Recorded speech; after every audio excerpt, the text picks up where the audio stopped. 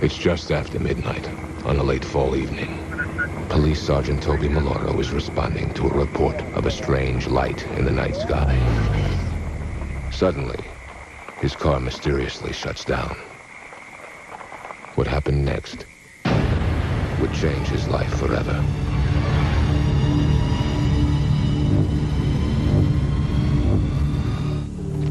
Our spacecraft from another world secretly visiting the Earth.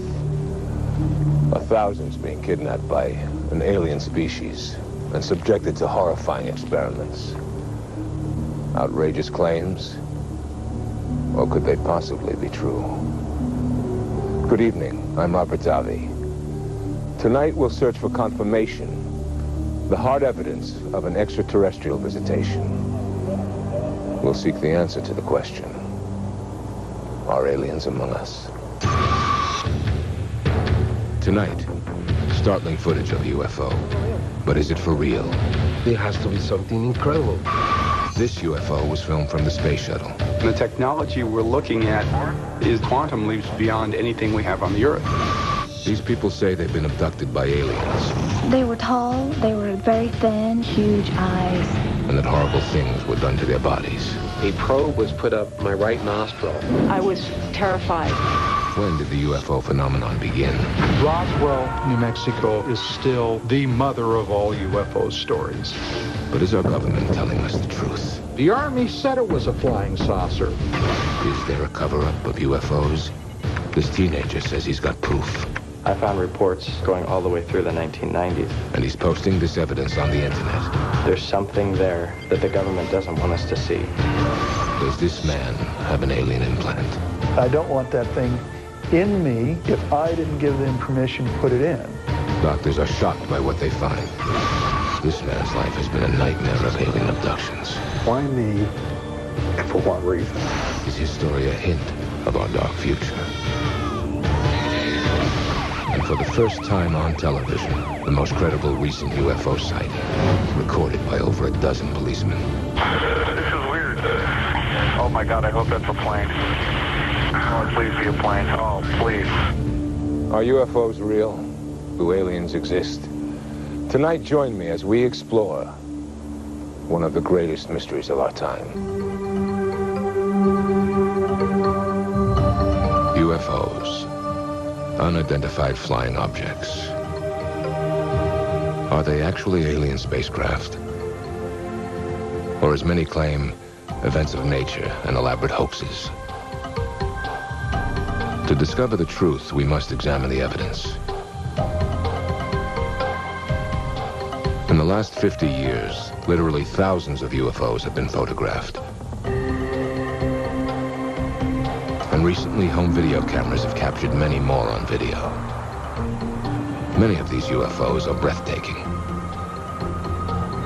Others are just bizarre. Two of the more remarkable images include a controversial new video that many call a hoax, and a decades-old photograph that, to this day, no one can disprove. We begin with a look at the most recent hotspot of UFO activity, Mexico. The nation of Mexico is certainly one of the hottest areas for UFOs in the world today. And the phenomenon of the Mexico City UFOs is really a phenomenon driven by videotape. No one knows more about this phenomenon than Jaime Maussan, director and host of Third Millennium, a popular TV show in Mexico that deals with the unexplained. Every week, Maussan airs footage shot by his viewers with their own cameras. One type of UFO captured again and again has Maussan convinced that something unearthly is going on. The first event, it happened on July 11th, 1991. Many people in different cities saw UFOs, and some of them were able to record it. And this is what they caught on video. Numerous shiny, apparently metallic discs. Some have called these UFOs the planet Venus. But that doesn't explain this phenomenon. We have these objects making a formation with more than 20, 30, 50, 100, or probably more than 100 UFOs They get together, they separate, they make a figure here, another figure there. Very difficult to explain. I don't know what they are, but they could be signs in the sky.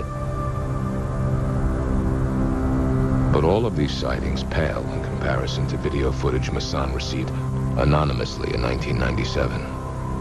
A mysterious tape that would place him directly at the center of an explosive UFO controversy. They were able to record these 21 seconds of this object hovering behind the buildings. What you're seeing now is that anonymous video. We present it unedited and without any visual enhancement. The object resembles a stereotypical flying saucer. What makes the UFO so striking is its movement, darting behind these high rises, suggesting that its size is over 50 feet in diameter. But is this footage for real? I thought it was a hoax. I haven't seen anything so real, so clear, so close. And then I said, no, this is not a hoax. There has to be something incredible. The obvious question arises, were there any witnesses? Many did come forward after the footage was aired on Masson's program. Even so, Masson claims one is credible. A little girl, her name is Cassandra. She didn't see the video, and she described exactly the same thing. It was a huge object going around and around. I never seen anything like this before. It was gray and metallic. I felt very tense. Yesterday we presented a video on television. Did you see it? No. There is a group of more than 100 people who don't want to come into camera in front of the public, but they say, we saw it. If this is a hoax, it's a masterpiece. It is potentially very strong evidence of something very curious. And one has to ask, could this possibly be real? We asked that very question to renowned skeptic Philip Klass, the author of numerous articles and books on the UFO controversy, and an aggressive debunker of any purported evidence of aliens among us. Klass is not afraid to confront anyone on the subject, even Jaime Maussan. In 32 years, I have never encountered a single case that could not be explained in down-to-earth, prosaic terms. What does he think of the mysterious discs videotaped all over Mexico? These are helium-filled mylar balloons, which are sold in Mexico. They are very popular. And what about the anonymous flying saucer footage? Almost certainly, beyond any doubt in my mind, this was a hoax. When I first saw this, I said, wow, maybe there's really something here, but on closer examination, it doesn't make it. Visual effects artist Dennis Murin has won 8 Academy Awards for his work on such films as Star Wars and Jurassic Park. I just adjusted the contrast a bit on it to bring the contrast up and brighten the scene up a bit. And it looks like the line underneath the saucer here might be continuing on through the building. I think what we're seeing here is actually a composite. It's 2 separate scenes. Here, at Industrial Light and Magic, Hollywood's leading special effects company. Creating a shot like this is about as easy as it gets. All you need is the right software. For example, we have a shot here that we did for a commercial. The original element of the skier looks like this, but the environment that we want to put him into is here. We have the ability to put the two together. So in the context of the UFO footage, we can put him behind the rock the way the UFO goes behind the building. We can zoom the camera to fool the eye into thinking that it was shot at one time. And we can do both at the same time to add up to the impression that it was shot and it's real, when in reality it's not real. Seeing isn't believing. Who is going to invest $8,000, $10,000, $20,000 into produce something like this just for a joke? Actually, it wouldn't cost that much.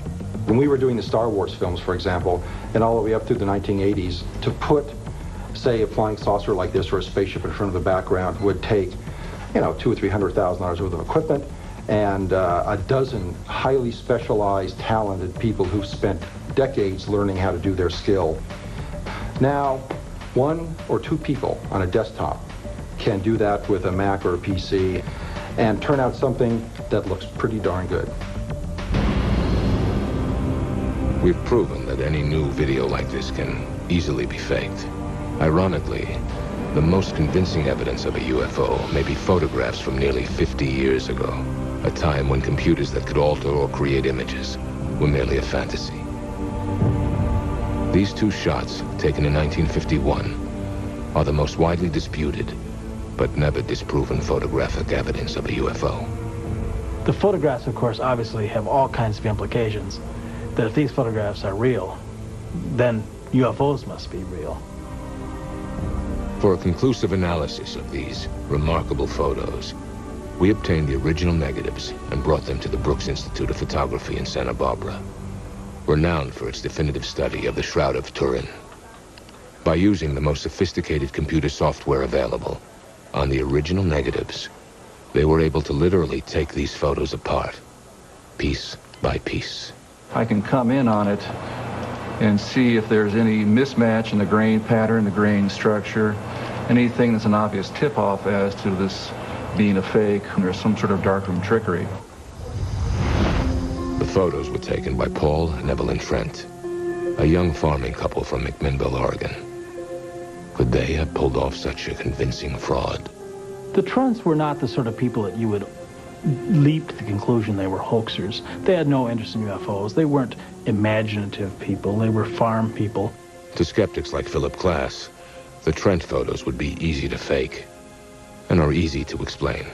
The photograph almost certainly shows something like a hubcap suspended from electric wires that connected the house and their garage. But the experts saw no evidence of this anywhere in the photographs. There's no sign, no hint of anything suspending the object, a thread, a wire. I just don't see any threads or any wires there. If it wasn't a hubcap suspended by wires, was it simply a model thrown in the air? Not according to the analysis. In fact, the UFO itself offered the most convincing evidence. I think if it were an item very close to the camera, it would have a much darker underneath on that one photograph. There'd probably be more evidence of some sort of texture, surface detail, when in fact there is not. So for that reason, I'm convinced that it is a distance away from the camera. How much of a distance? According to the Brooks Institute, it's likely that this object was thousands of feet from the camera. That calculation would make the UFO hundreds of feet in diameter. Putting the theory of a hoax further in doubt is the fact that the Trents never profited from taking these pictures. Even so, Philip Glass is not convinced. Why would they do this? To achieve fame? To see if they could fool the experts? If this was, in fact, what the Trents were after, if they actually did fake these famous photos, then they somehow did a better job 50 years ago than the sophisticated computers of today. As it stands, these two famous photographs cannot be debunked by the experts, and they remain unexplained. If you think the most convincing photographic evidence of unidentified flying objects has been documented here on Earth, you may be wrong. Recently, UFOs have been analyzed from a startling new and unexpected perspective. And liftoff of Space Shuttle Discovery.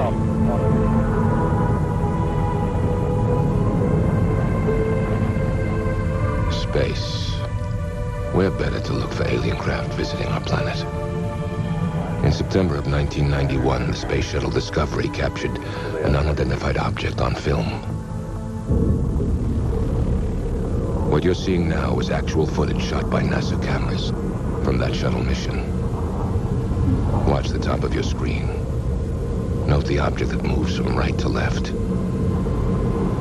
Two mysterious flashes, and it makes an immediate 135-degree turn and accelerates. This is followed by a strange streak of light, which seems to narrowly miss the unknown object. This dramatic footage has been in dispute since it was shot. I studied it extensively over maybe a 2-year period at least. University of Nebraska physicist Jack Kasher worked for nearly 10 years in the research and development of a Star Wars defense system for the upper atmosphere. His quantitative analysis of the NASA footage concludes that the UFO cannot be explained as a natural phenomenon.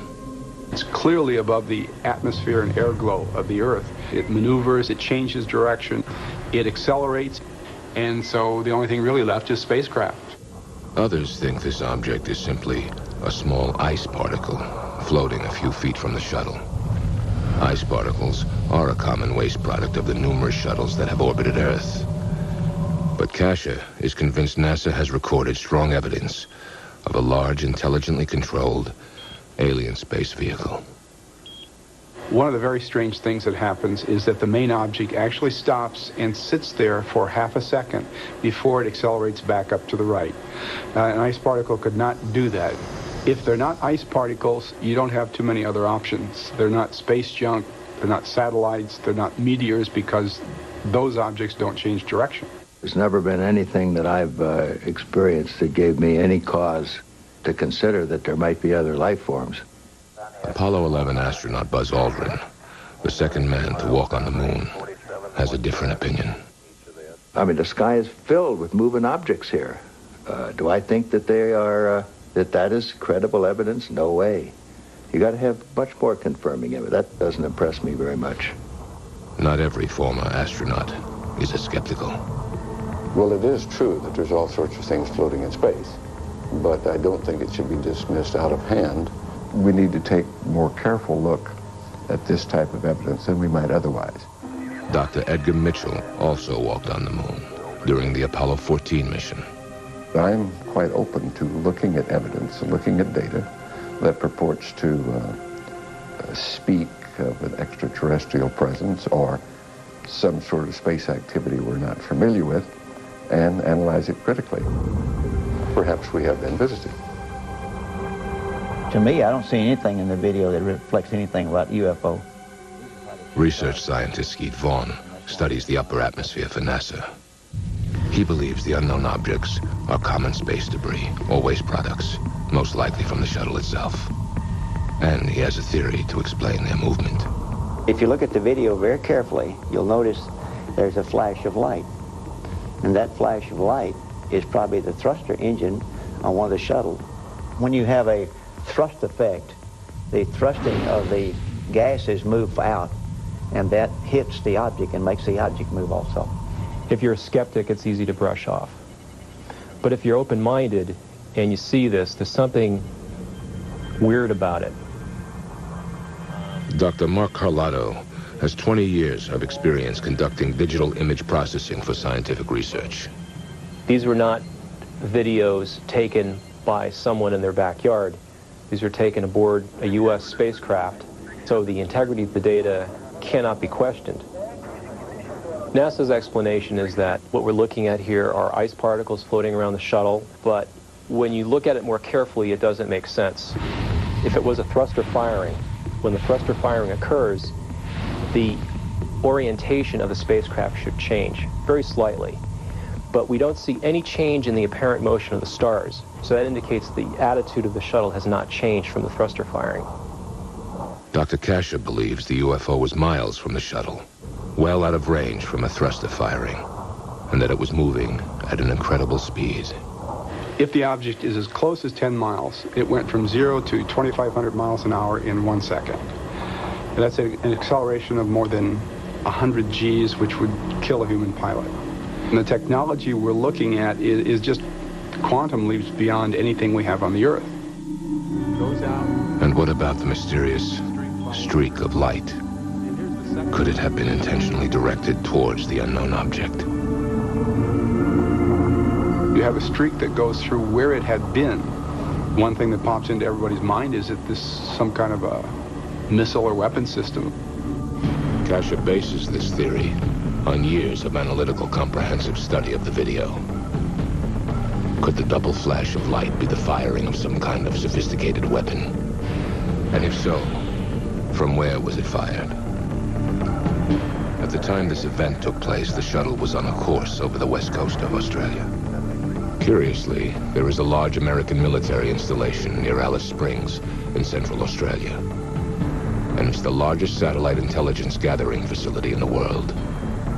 Although there is no proof, there is speculation that a Star Wars missile defense system is operational at this site. But for Buzz Aldrin, the explanation behind this footage is far less provocative. And I think we're often fooled by optical illusions. I mean, it's even a term that's quite common to most people, optical illusion. What does it mean? Well, it means that there's an illusory thing that we pick up with our eyes that we can't quite explain.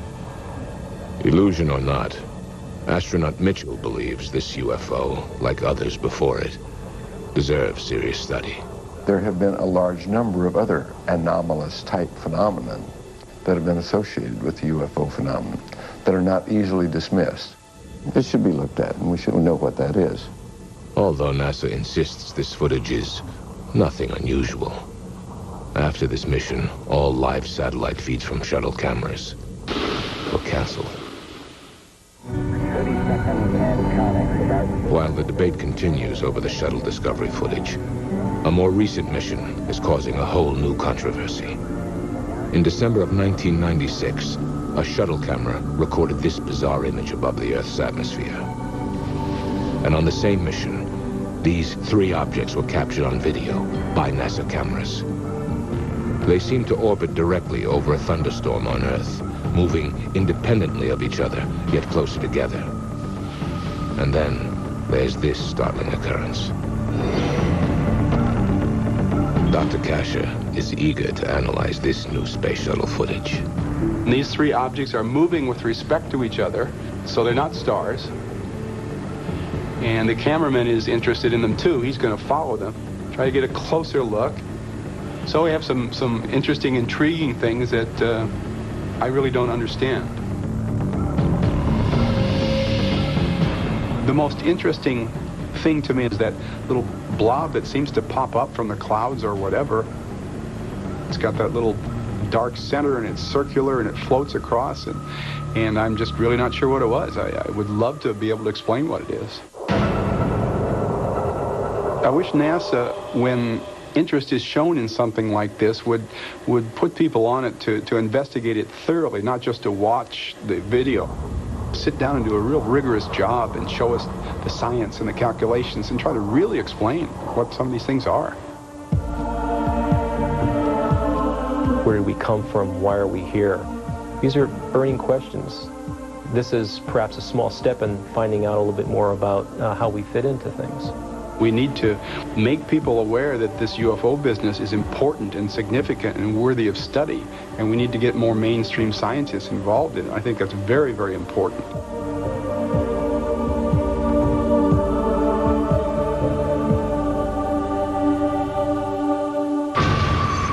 When we return, what happens in an alien abduction? A probe was put up my right nostril. And next, did a UFO crash at Roswell? The Army said it was a flying saucer. Some say evidence of aliens here on Earth can be found as far back as ancient Egypt. The modern UFO age, however, began with two events in 1947. The first involved a man who made flying saucers famous. The second, a town that made them legend.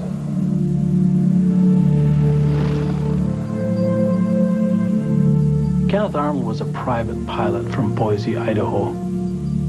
A conservative, Western sort of man. A man without a great deal of imagination. Wasn't much of a reader, certainly not a science fiction fan. On June 24th, 1947, just before 3 p.m., Arnold was flying a small plane to Yakima, Washington.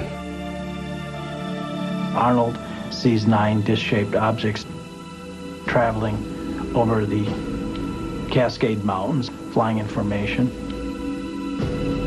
Arnold was able, because he knew the area, to compute that they were traveling at least 1,200 miles an hour or faster. Now, there was nothing known anywhere on the globe in 1947 that could match that speed. They looked something like a pie plate that was cut in half with a sort of a convex triangle in the rear, kind of weaving and going at a terrific speed. I thought, well, maybe something's wrong with my eyes. He described the movement of the objects as like that of saucers skipping across water. From this point on, the phrase flying saucer would forever be attached to strange, unknown objects in the sky. But Arnold's sighting was only the beginning. Within days, additional independent accounts came pouring in from around the globe. I think you can probably point to individual reports that are purely imaginary, but there were a whole lot of sightings in 1947 and all through the 1940s, 1950s. These objects showed up on radar that could be photographed. They were seen by pilots, seen by scientists, astronomers, police officers, people of impeccable training, reputation, good sense. There was something there.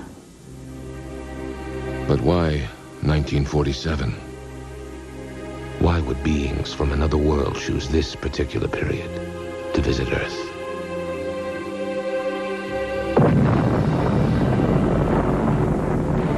One favorite theory was that extraterrestrials had observed nuclear explosions going on the Earth's surface and realized that we had come to some level of technological development where they had to pay attention to us, because it would not be very long after this that we ourselves would be going out into space, which of course is what has happened.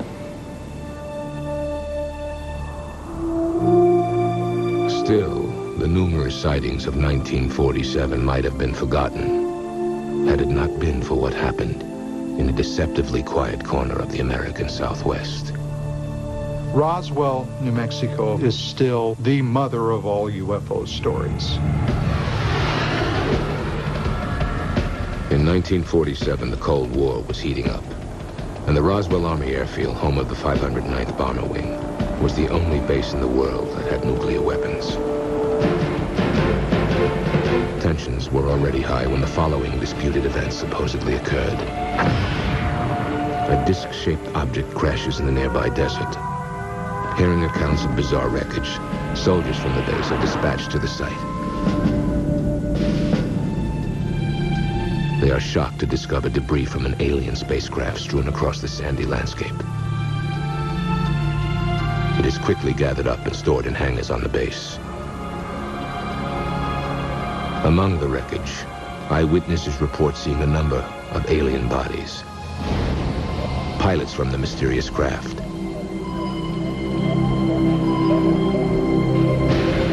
And one creature that still lives.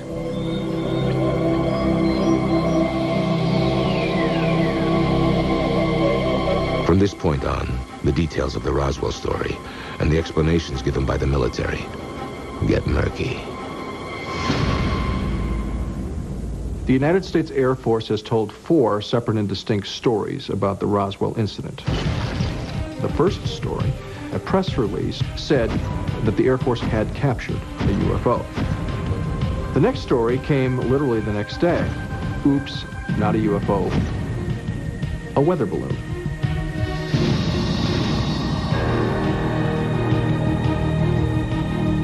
It is this revisionist explanation that has led some to allege a cover-up exists at the highest levels of our government. A vast conspiracy to keep the truth of Roswell and UFOs in general from the public. Something like this is going to be swept under the rug. Something like this, there will be disinformation put out about. Something like this will be lied about to the American people. Let's not forget, the Army said it was a flying saucer.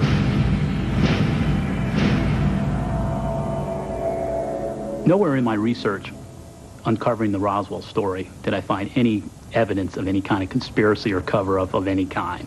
James McAndrew wrote the recent official government report on the Roswell incident. What was found near Roswell in July 1947 was the very first launch of an experimental project called Project Mogul. Project Mogul was a high-altitude balloon program designed to detect Soviet nuclear explosions. Launched from nearby White Sands military base, these balloons, according to the government, landed near Roswell in 1947.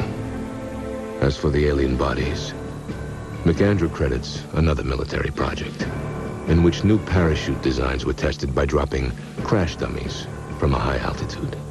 And we believe that this is what people observed, the Air Force recovering from the desert, that have now become the so-called aliens of the Roswell story. I think Roswell is in many ways very similar to the Kennedy assassination. No matter what you tell people, they don't accept the truth. The crash dummy project did occur, but as official documents state, not until 1954. The government believes foggy eyewitness memories have blurred the two incidents into one.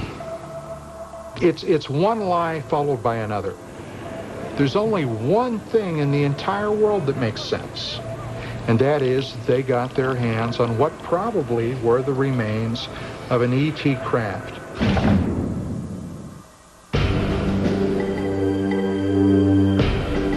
Although what actually happened at Roswell is in question, the subsequent effort of the United States government to study UFOs is not. Between the summer of 1947 and the end of 1952, the Air Force had collected some 3,200 UFO reports. And it concluded that approximately a quarter of them remained unexplained after investigation. They were classified as unknowns.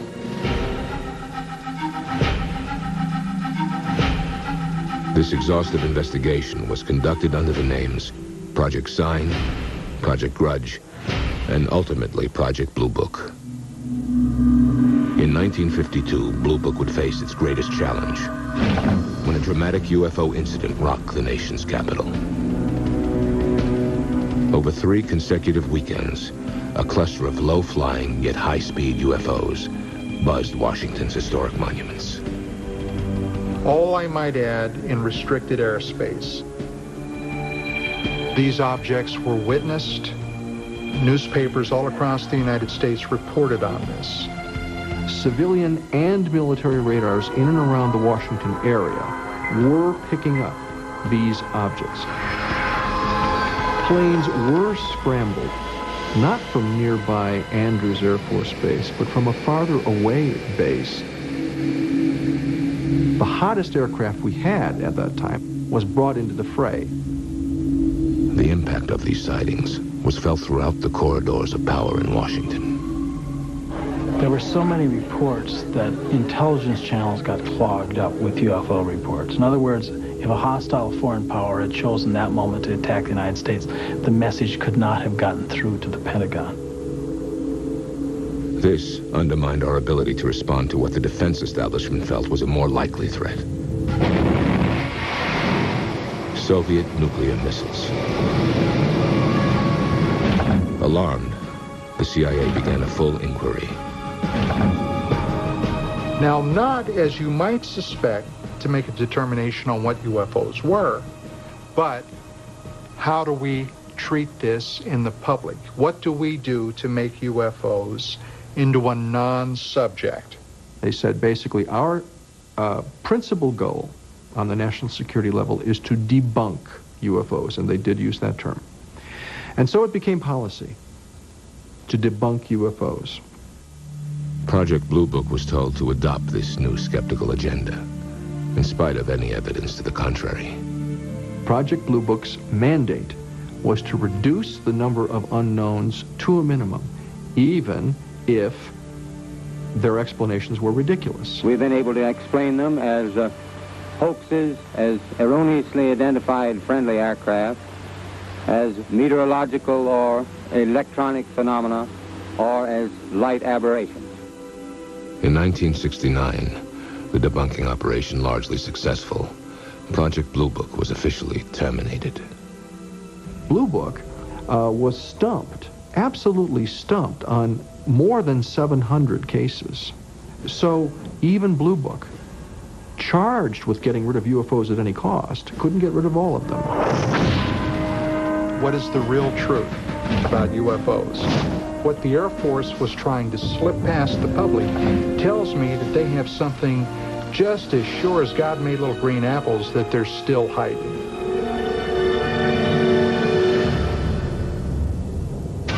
When we return, this teenager has found clues of a UFO conspiracy. Something is being covered up. And next, thousands being kidnapped by aliens. I was terrified, absolutely terrified.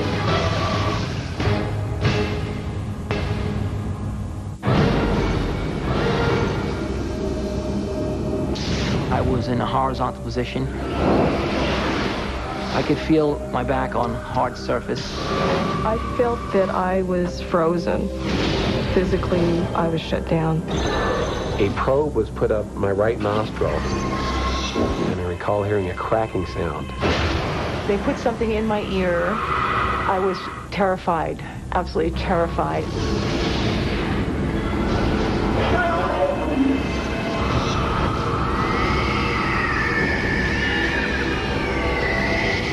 Whether they call themselves abductees, experiencers, or contactees, these people and thousands of others just like them say they've been kidnapped by extraterrestrials. Could an alien race actually be conducting a widespread abduction program? It's a question that goes right to the heart of the UFO controversy. The impact of these experiences on the people that have them is enormous.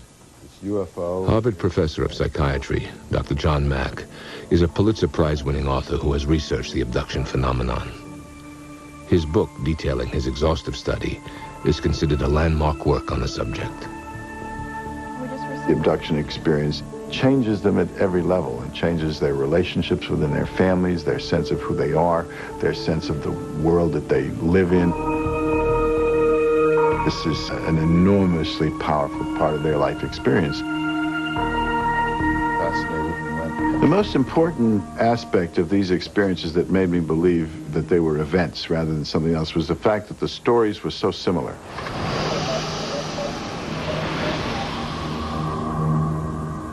A typical abduction would go something like this.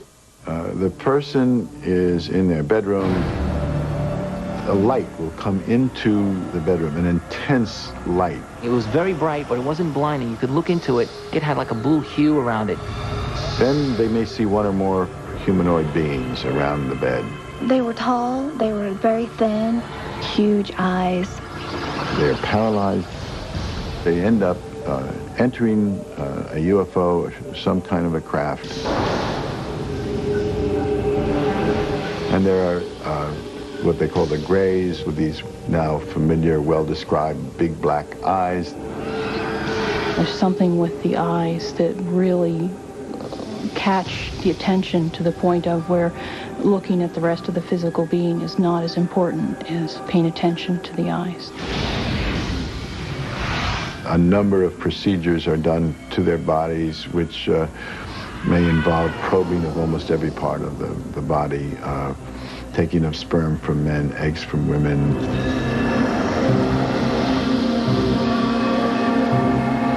It was very powerful and very intense, and felt very vile. I felt very violated. There was a sense of helplessness, a sense of being violated. My fists were clenched, and it was not a pleasant experience.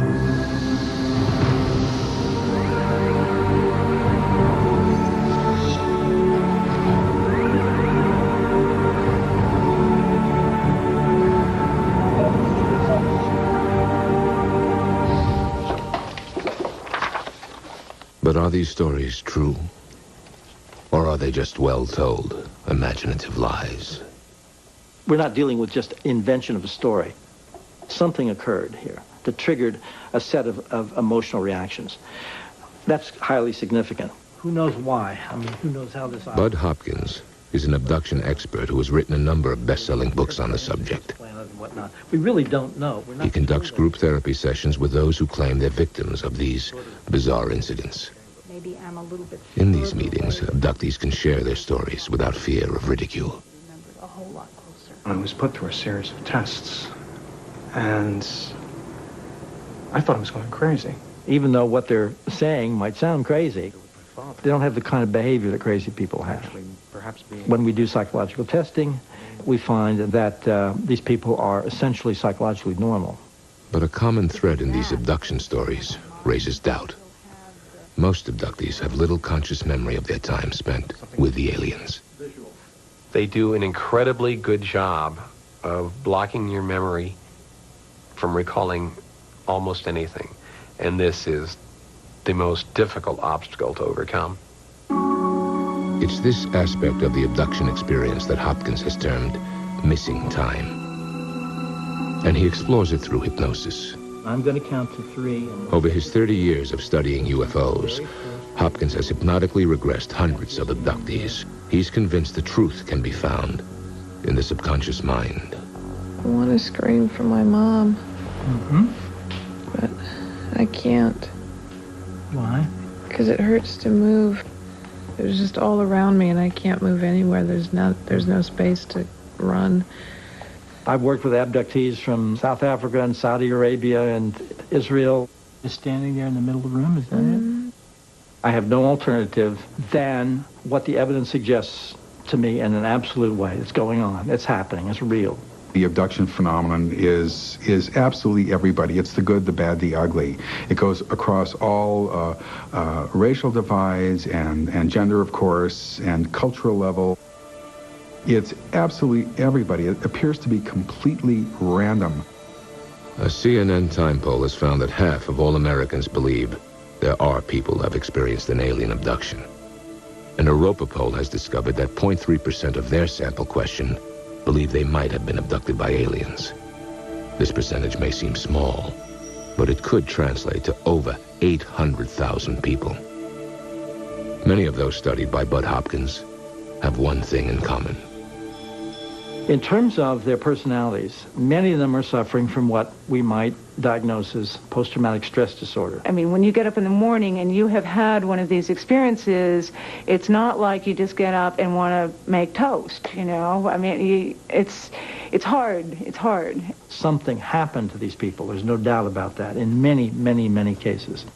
But not everyone agrees. What's the first thing that you sense is different? Among research psychologists, Hopkins' beliefs and methods are seriously questioned. It's the nature of hypnosis to put thoughts in someone's head that weren't there before. I'm not allowed to hide. Who doesn't allow you to hide? You put your faith in that person because you're lost and you're scared and you don't know what to do. Why can't anyone help me? That person puts you into an altered state of consciousness, and together you sort of do a little dance that convinces both of you that, yes, you've had this experience. You are an abductee. There is a type of person who is highly imaginative, who is easily hypnotized. They're normal, they're sane, they're not psychotic, but hypnosis is the yellow brick road to fantasy land. The big false issue that has always been dragged into this argument is the issue of hypnosis. Maybe a third of the abduction accounts we get come without any hypnotic regression whatsoever. They're remembered the way one remembers an automobile accident or a mugging. I remember going inside this whatever it was and being examined somehow. Another explanation offered by skeptics is that abductees are actually experiencing what's called a waking dream. A waking dream occurs when you're going to sleep or just waking up. Your eyes are open, but you tend to see dreamlike images. And you may feel paralyzed if you're just waking up because your body is still asleep. And it may be very vivid, very colorful. And the person is probably actually going in and out of a dream state. And yet it seems very real. It seems as though I'm awake. In spite of the criticism, Hopkins believes the sheer number of reported abductions is impossible to ignore. There are many theories trying to attack it, but the theories don't hold water. Thousands of people are claiming that this is happening. There's a massive evidence supporting that. Now, for me, the evidence constitutes proof that this is going on. Well, I don't know that I really want to believe it's true. C.D.B. Bryan, author of the bestseller Friendly Fire, investigated the abduction phenomenon for the New Yorker magazine. It's quite a terrifying possibility, isn't it? that some strange beings can lift you out of your bed at night and into a spacecraft and do strange medical experiments on you.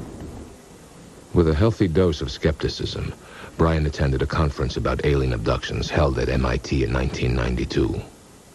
His findings, based on numerous abductee interviews, were published in his book, Close Encounters of the Fourth Kind. I found my skepticism diminishing to the extent that I was more open to the possibility that what some of these abductees were saying, what the researchers were saying, could possibly be true. I no longer feel that the abductees, to use a medical term, are crazy as loons, but I don't know what's going on. Either what's happening is a new psychological phenomenon, or it's true. Our basic argument is we've got to look into it. Investigation is essential. And I think any true scientist has to come over to our side at some point. Because you can't have a phenomenon as extraordinary as this and at the same time announce there's no reason to look into it. An extraordinary phenomenon demands an extraordinary investigation. When we come back, the investigation continues with one man's terrifying abduction experience. My car was lifted off the interstate. Also, for the first time on television, Ohio police chase a giant UFO. At least 14, 15 officers said that they saw something. I've never seen anything that could compare to this. And next, see the removal of what could be an alien implant. This is an extraordinary discovery.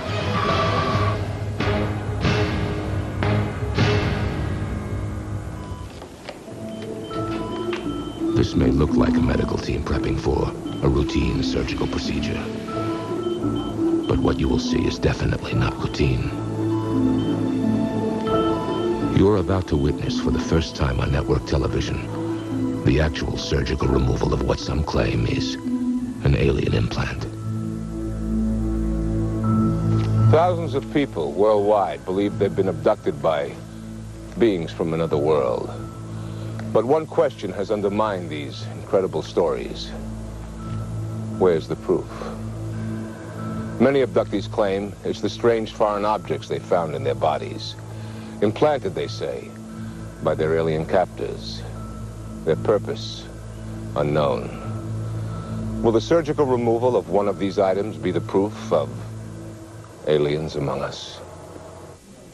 With this procedure, we finally have the opportunity to get to the bottom of this incredible mystery.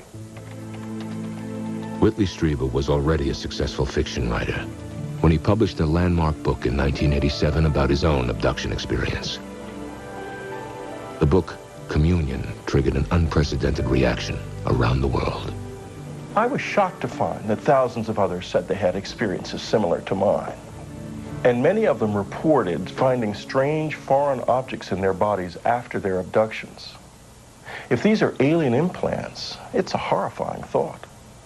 What are they for? We found one man who believes he has an implant and wants it out of his body. He wishes to be referred to only as Paul. Paul, how did you first become aware that you might have an implant? I was skiing with some friends. I took a fall. They took an x-ray of the hand, and there was a strange object next to my thumb. How did you feel when you found out the object was there? Well, the first thing is why me? I'm not a particularly extraordinary person. Why would I be tagged? I had this feeling like I was a wild animal or a piece of cattle. I don't know how it's influencing my life, my thoughts, my health. I don't want that thing in me if I didn't give them permission to put it in. The object appears to be in the thumb, and it should be a relatively simple procedure to go in, isolate it, and remove it. Los Angeles Dr. Roger Lear and his partner, UFO researcher Daryl Sims, have studied hundreds of alien implant claims. And Lear himself has removed 2 objects from the bodies of supposed abductees. These objects seem to be all over the body, deep inside the skull, in the brain, near the lung, virtually every place you can imagine on the human anatomy. We are trying to find out by a scientific method and use those principles of science to find out exactly what this phenomena is and what's going on in these individuals. So far, test results have been inconclusive, but Lear's convinced the object in Paul's hand is different and might be the evidence they're looking for. He bases this conclusion on one curious detail. Paul is an interesting case. We took a physical examination of his hand and arm. We looked for the telltale marks of the portal of entry. We didn't see any. There was no scar. It had to enter somewhere, had to enter somehow. Paul has no memory of a previous injury, even as a boy. But perhaps this mystery isn't as mysterious as it seems. Now, if this fragment went in along the same lines as the creases of the thumb, you may not have noticed it. Dr. Nazreen Babu Khan of the University of Southern California School of Medicine believes there's a more innocent explanation for the mysterious object in Paul's hand. It's very easy to forget that you've gotten a bump or that you got hurt or that you had a pencil poke you in school. A lot of people come in and they have no recollection of it. He may have not noticed that something went under his skin, and the skin may have healed over it very nicely, not even showing a scar. Nevertheless, Lear and Sims are convinced the other foreign objects that have been removed offer clues that suggest an intelligence was involved. The nerves that they were attached to seems to indicate that there was a procedure there done that allows whomever did this to monitor that person's biological functions and even to control them. They could be tracking devices. These could be devices for monitoring a genetic change or genetic progression in the body. Perhaps if they are truly implants, they are there for a purpose where we as a human being couldn't even surmise. Just what is the foreign object inside Paul's body? The only way to know for sure is to have it removed. Are you afraid of having this taken out? I am afraid of what might happen when it's being taken out. Has it been designed in a way that's going to harm me when it's removed? I don't know. Am I anxious? Am I afraid? Sure I am. Will I be relieved if it's not alien? You bet. With everything in place, the surgical team begins its work. A local anesthesia numbs Paul's hand.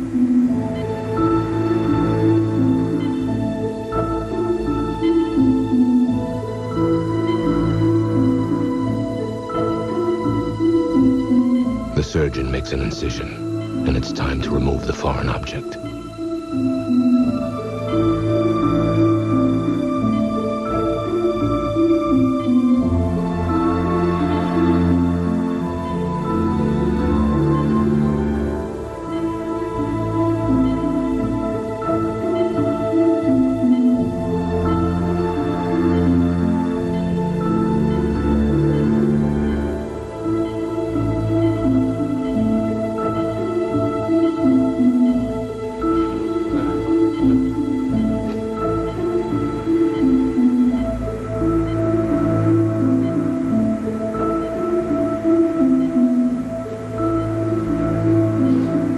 The object is dark, almost black in color.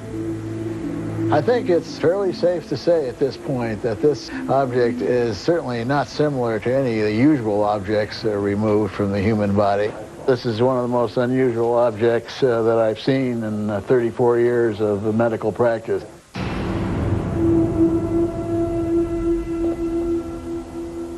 The first step in analyzing the object was to study its surface. To do that, it was examined through a scanning electron microscope. This allowed for it to be magnified up to 500 times its actual size. The object appeared to be predominantly iron, perhaps a small fragment of a steel knife or tool. But in order to reach a more definitive conclusion, the unknown object had to be analyzed under its surface, on the inside.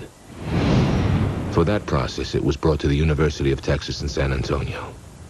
It looks like it might be an iron oxide. If we can crush it and get it to very small size, we'll be able to really get to the internal structure more readily. The object resisted crushing, But an outside layer did flake off. This was put under X-ray diffraction, and the results of this test were curious. They couldn't match it to any of the 65,000 known substances in their computer file. It's not in our file. I'm not sure what to think about that at the present time. That's as many known substances that we have on the planet as possible. According to the lab's official report, if the material analyzed is indeed iron, it lacks any internal ordered arrangement of atoms or ions. Whatever substances make up this unknown sample, it's a mystery this test couldn't solve. The combination of these elements could be put together by nature, they could have been put together by man, or they could be put together with a different type of physics that we have little knowledge of. This is an extraordinary discovery. Why can't it be identified? It just confirms for me that this abduction phenomenon and now implant phenomenon must be taken seriously and studied. Of course, other tests may offer a more conclusive analysis of what this unknown object may be. Until then, Paul must deal with the unexpected emotions he's felt since the object was removed. I had this experience of emptiness, sort of like a feeling like maybe a pet had died. I'm not sure how to explain it other than this sense of something missing.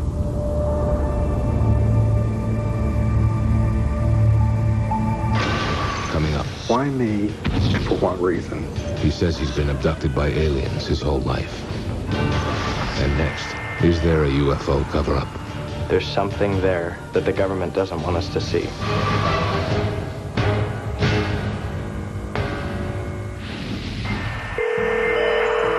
The internet. Perhaps the best evidence of our fascination with the UFO phenomenon. The World Wide Web is today, without a doubt, the world's largest repository of UFO information. It's only here that ufologists can find anything and everything they want to know about the mystery of Are We Alone? The UFO subject virtually dwarfs all other subjects on the internet. UFOs are the second most popular subject in terms of web traffic and number of websites, right behind sex. Out of the countless UFO websites, one stands out in its attempt to reveal what many believe is a concerted government effort to cover up the existence of UFOs. And it's the brainchild of a 17-year-old from Northridge, California. What he's created has made him a folk hero to the UFO community, and quite a nuisance to the United States government. It's almost like an X-Files episode in our house. It's kind of my hidden other life that not many people know about. John Greenwald is the mastermind of the Black Vault, a website doggedly devoted to uncovering and unveiling once top-secret government documents relating to UFOs. The Black Vault was kind of a name I thought of late at night, and really the name is exactly what it is. It's a vault of information. John's website holds over 6,000 pages that he's obtained through the Freedom of Information Act. These documents are displayed just as John gets them, with UFO information the government doesn't want us to see, blacked out. I have half pages that are blacked out, full paragraphs, but what's interesting is I'll find pages that are just completely blacked out from top to bottom. The government position is that this censorship is common in declassified documents and is necessary for national security. But John remains suspicious. And the list of government agencies he's contacted reads like a Washington, D.C. phone book. The Central Intelligence Agency, the Defense Intelligence Agency. There's been about 10 Air Force bases that I've gone to. NORAD, Office of the Assistant Secretary of Defense, FBI, lots of letters to the Pentagon, and there's different offices in the Pentagon. The headquarters for the Air Force, the United States Navy, United States National Reconnaissance Office. There's been a lot. There's been a lot. She's got a dance recital. I think we're the only family in Northridge, at least, that gets calls from the FBI and the CIA, and they want to know what he wants, why he wants it. They don't realize that he's still in high school. I think they probably do get annoyed with my letters. I don't get pushy. I try and be as polite as possible in the letter, but it's tough when they tell you that there's no records on something and you feel that there is. John's internet detective work has led to dramatic discoveries that have impressed UFO conspiracy theorists around the world. The government investigated UFOs with Project Blue Book, which ended in 1969. And since then, they've stated that there's been no evidence to go into UFO sightings. But what I found with my Freedom of Information Act requests and my letters to different agencies, I found reports not ending with 1969, but going all the way through the 1990s. And the ones in the 1990s are more heavily blacked out than most of the stuff earlier in time. One of John's many targets is Ohio's Wright-Patterson Air Force Base, the mythical home of captured alien bodies and spacecraft. So I sent one of my requests to Wright-Patterson Air Force Base for all UFO documentation, and they sent me a letter back stating that there were no records at their office. But 4 or 5 months later, I discovered that they had almost 1,000 pages at Wright-Patterson. There's something there that the government doesn't want us to see. John's website receives over 33,000 visits and 4,500 emails every month. It's this popularity that convinces him he's onto something big. Whatever is behind that veil of black, I don't know, but something is being covered up. The fans of the Black Vault can expect many more declassified documents on UFOs. And the government agencies that already know his name can expect many more letters from a Mr. John Greenwald, a young man with a lifetime of questions. And until they're answered, we can never be sure.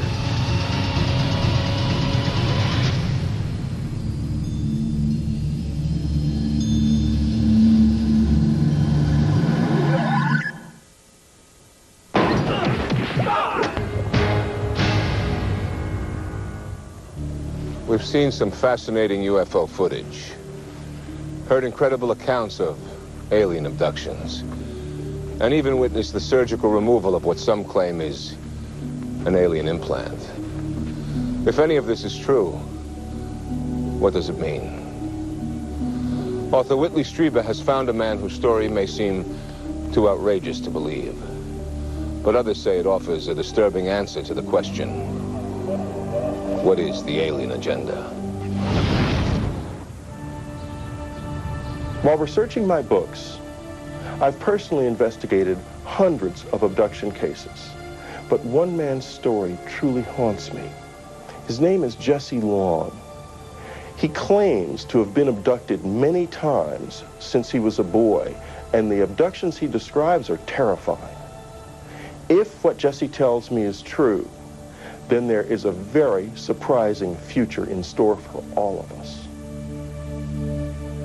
Jesse, when do you first recall being abducted? My first abduction occurred in 1957 when I was 5 years old in Rogersville, Tennessee, a very small town in Upper East Tennessee. My brother John was with me at the time.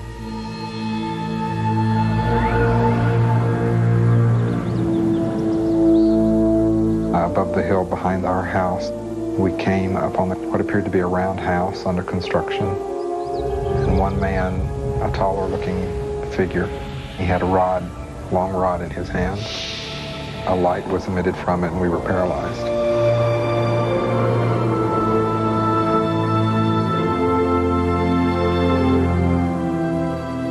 It is at this point that Jesse Long's conscious memory of what happened ends. He says it's only through hypnosis that he's been able to remember the rest of this first abduction. What you are seeing is actual footage of Jesse undergoing hypnotic regression.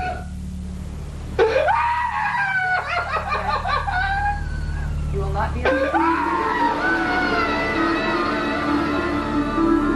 I remembered being taken into the craft, taken into one room.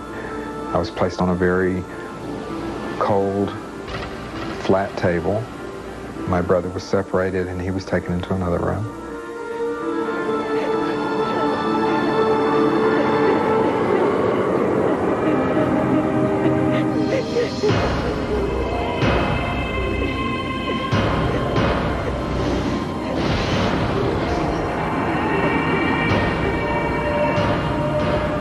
doing something down to my legs. I could feel them poking and prodding around my legs.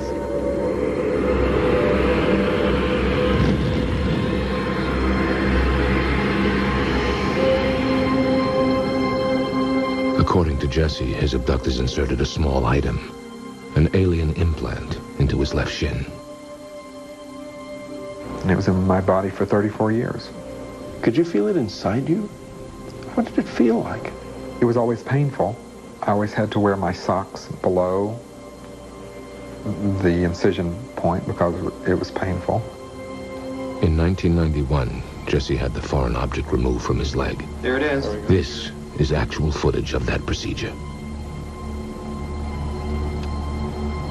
That's a good half-inch long. This is the object that was in my leg. And unfortunately, during the initial test that was done on it, it was broken into 2 pieces. But that allowed us to look at the inside. Some have dismissed the object as simply a shard of glass. But when it was analyzed at Southwest Research Institute, a materials analysis facility in Texas, the conclusions suggested a greater mystery. According to the lab's report, the object revealed a very remarkable composition and exhibited unique surface characteristics that cannot be explained, and that the questions outnumber the answers. When the object was removed, I was convinced that whatever this object was had something to do with all of my abductions. Jesse Long believes he has experienced a number of abductions since that first incident in 1957. And they became more and more horrific as he grew into an adult. Most of my abductions occurred very similarly. When they brought me into the craft, they would take me down a long hallway. They would place me on a flat table. Of course, I was paralyzed and had to be because I was kicking and screaming. I didn't want to be there.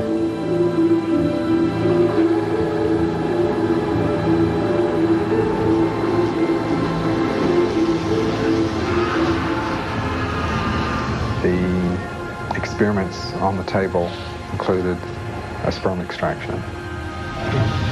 The sperm extraction procedure is the most traumatic and has caused me the most problems in that they actually force me to crossbreed with what seems to be a female being.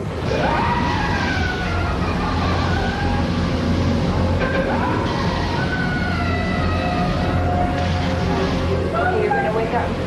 1, 2.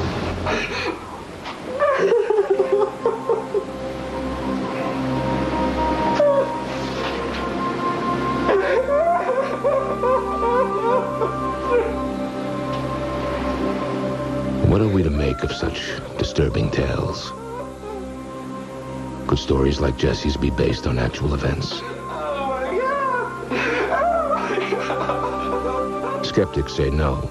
They're merely the product of an overactive imagination. Fantasy-prone people are criticized for fantasizing, except if they fantasize that they have been abducted by a UFO. Then they become a celebrity. And they will tell you an elaborate story. And the fantasy-prone person will actually be writhing in pain with tears streaming down his or her face as they relive some painful abduction experience that they've just imagined. And those people tend to be the people who are boundary deficit disordered. They have problems with relationships. They always say, I've always felt like an outsider. I don't feel like I belong. They can't hold jobs. They just have a tough time in life. And telling this person who's been lost and outside and alone that they do belong, that they're an abductee, that they have an identity, and that there are other people just like them, answers all of those questions for them. Jesse, when you tell people about your experiences, do they believe you? You know, it's not my job to convince anybody. It's my job just to tell you what I've experienced. If you believe it, fine. If you don't believe it, I don't care. But Jesse's amazing story can apparently be corroborated. Remember John, Jesse's younger brother? He claims he too was there on that fateful day in 1957. We're inside of a dome. John's own hypnosis confirms Jesse's story. And perhaps in an effort to deal with his dark memories, John has built this house for himself in the hills near their boyhood home.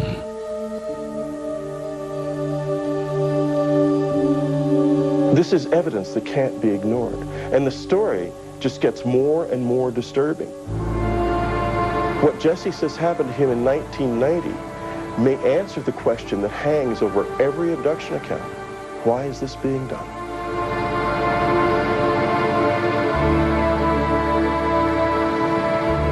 I was driving from California to New Orleans, and right outside of Albuquerque, New Mexico on I-40,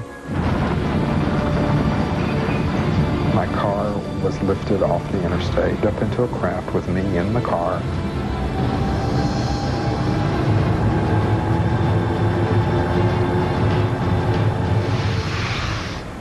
I was taken aboard the craft, placed on a table. I was presented with a baby, was told, "This is your child."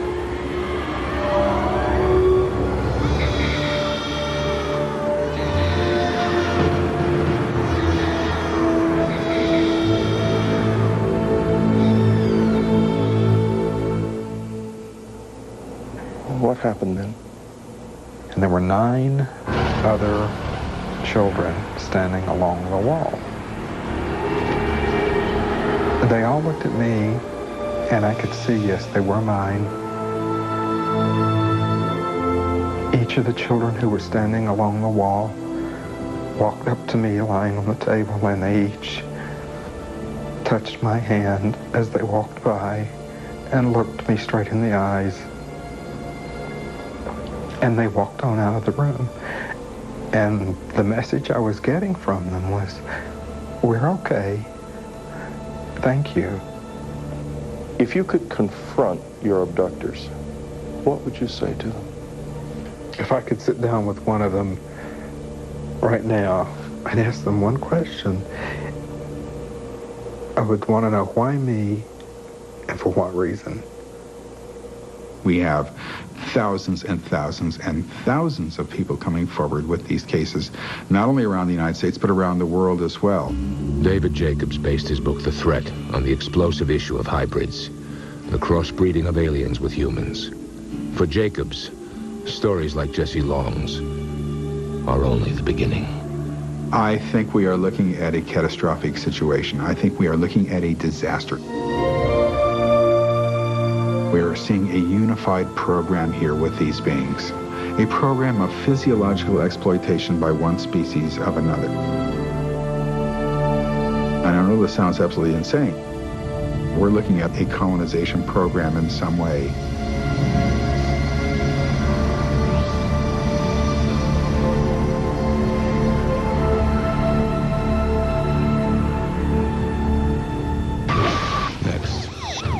First time on television, Ohio police have a dramatic close encounter with a giant UFO.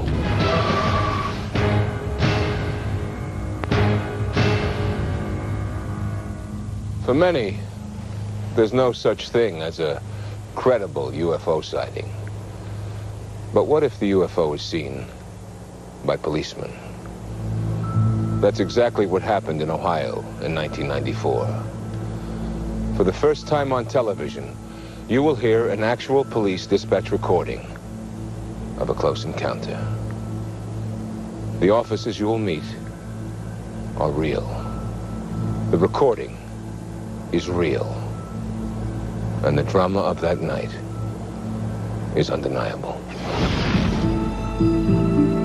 Trumbull County, Ohio, located just north of Youngstown, is a typically quiet Midwestern community. Here, big news doesn't happen very often. But all that changed on a late fall evening in 1994. Just after midnight, the normally calm 911 dispatch center began to get a flood of calls. Reports of an unidentified flying object. It was just one call after the other that was just incredible. Royanne Rudolph was the Trumbull County 911 dispatch operator who fielded most of the calls that night. far off the ground is this? Everything from somebody who's casually stating they saw something in the air to somebody who was hysterical and thought that this was Armageddon. I mean, it was very strange. Okay, was it just like moving at a slow rate of speed? It wasn't a slow rate, it was a fast rate, but it was coming down. We just kind of took it for, okay, this is people being hysterical over a weather balloon, or this is people being hysterical over a plane or a helicopter. I wonder, did you have anyone call you about a strange plane or airplane or something in the air? Where? It was coming down Sampson Drive. I don't know what it was. If it was a flying saucer. What did it look like, ma'am? It was like almost like an iridescent color. It was like a bluish purple. Though skeptical, Royan put the word out to the officers in the field. We were having a coffee break at a local donut shop, and we got a call from the 911 center that stated that some residents had seen lights in the sky in the northern part of the township. Liberty Township Police Officer Steve Remner and Sergeant Toby Maloro didn't know what to think. It took a few minutes. We kind of laughed about it. Convinced it was nothing serious, Sergeant Maloro, an 8-year police veteran, headed out to investigate the sightings. I believed that I was going to see, if anything, a plane was landing or a plane was low. That's what I assumed I was going to see.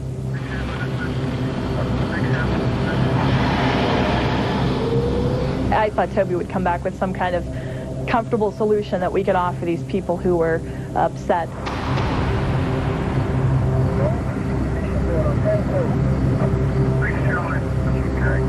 When I got up in the area, I was approached by an elderly gentleman that said that there was a huge light over his house and it had moved south down the street. I proceeded down Sampson Drive, approximately a quarter mile. Sergeant Toby Maloro was about to become a part of UFO history. Everything shut off in the vehicle. I didn't understand what was going on. My car completely stopped. And that's when the light hit the vehicle.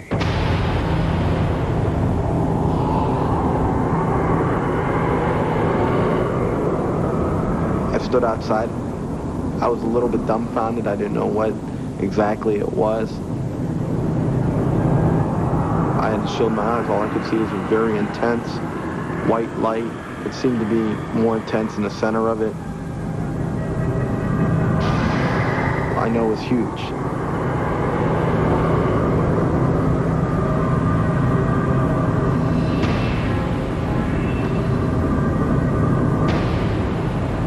I've never seen anything that could compare to this.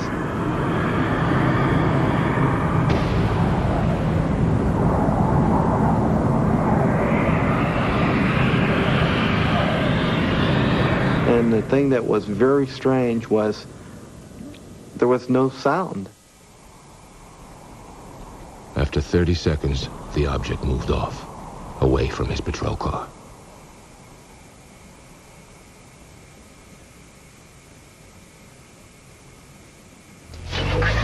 As soon as it started moving off, my car started to pack up and the radio kicked on. Maloro quickly began pursuit of the unknown flying object.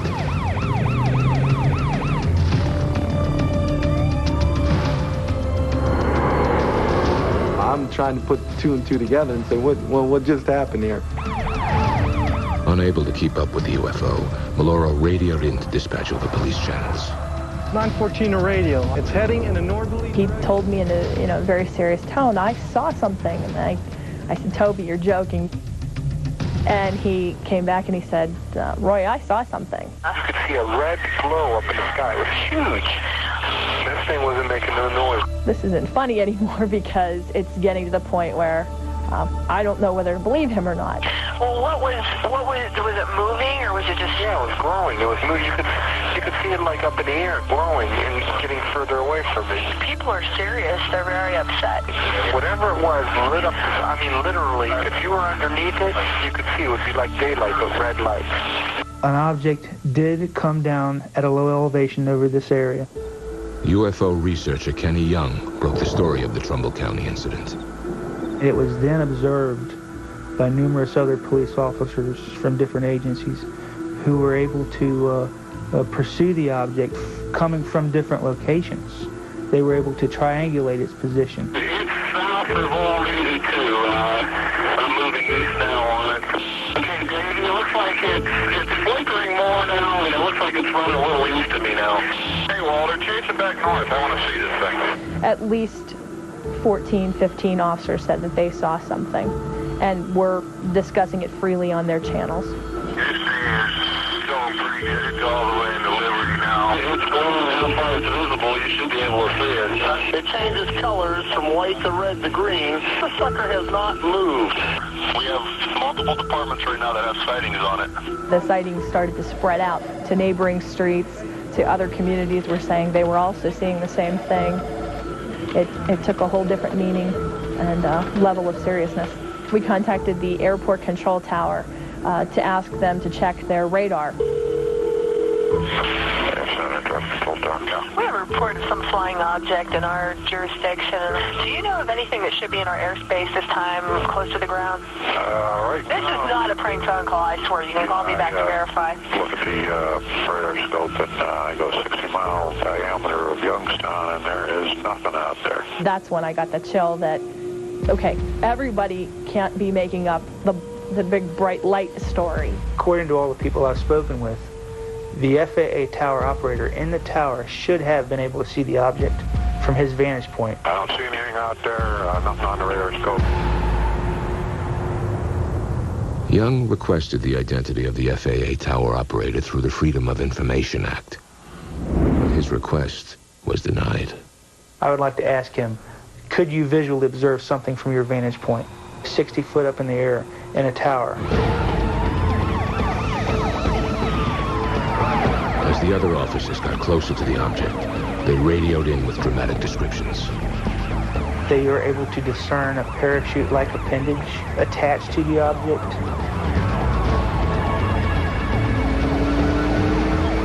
I've spoken with a number of the officers involved in this event. I've been satisfied that they are honest and they are telling me the truth.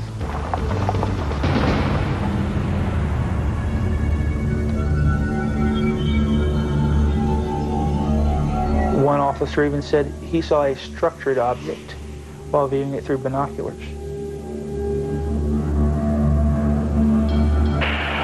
pulled on. There's definitely a structure there on 429, what you saw.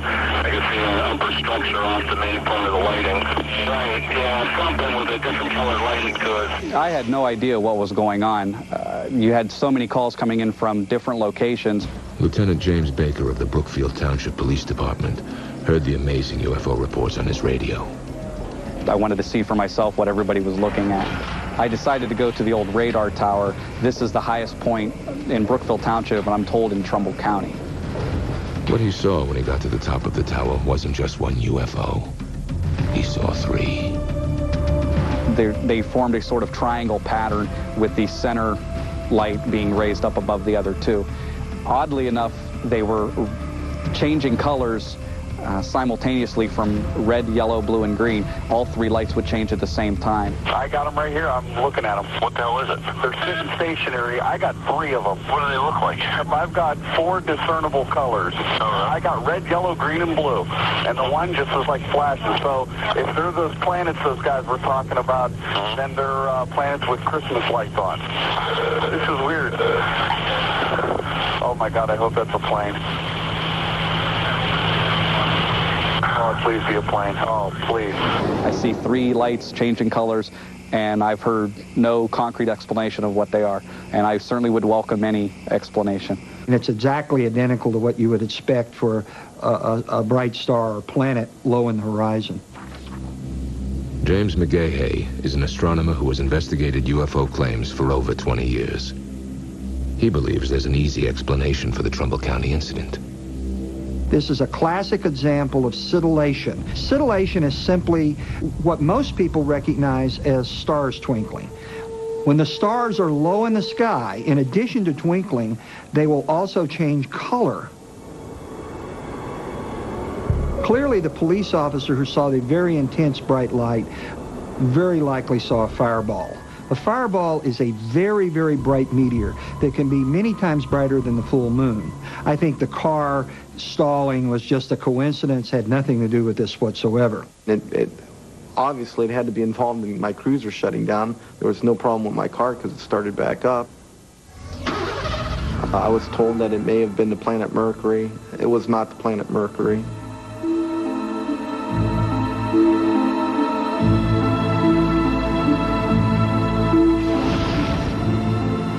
Another possible theory is that the UFO was a top-secret experimental aircraft from nearby Youngstown Air Reserve Base. There's no indication, evidence, or record of any kind that would indicate there were any experimental Department of Defense aircraft operating here. I can't, speak for other people who say they may or may not have seen something. What I can talk from with authority is what happened here at the base and what our involvement was, and there was apparently none. If it was a plane, it was some kind of new plane, because I've never heard a plane that doesn't make a sound. These policemen and the citizens who are looking at this are not trained observers to look at the night sky either from a standpoint of stars and planets or meteors or fireballs. And they simply made a mistake. They saw something spectacular. It looked spectacular. They equated it with something unknown, and the first thing that popped into their mind was the term UFO. And so, no, I don't question their sincerity. I just question the fact that they're reporting something and believing it to be something that it's not. I'm not saying what I saw was a spaceship from outer space, okay?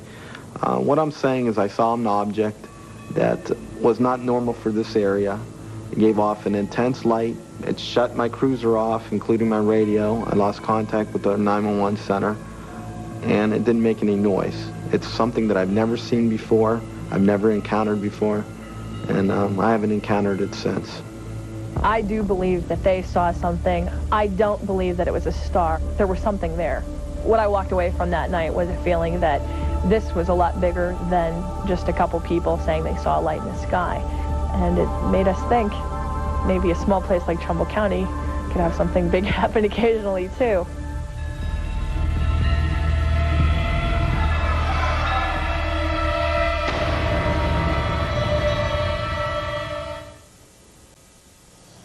Skeptics and believers will continue to debate the question, are we really alone? Now, we leave it up to you to decide. As for the future, people will continue to come forward with accounts of strange lights in the night sky. And we will continue to listen. I'm Robert Daly. Good night.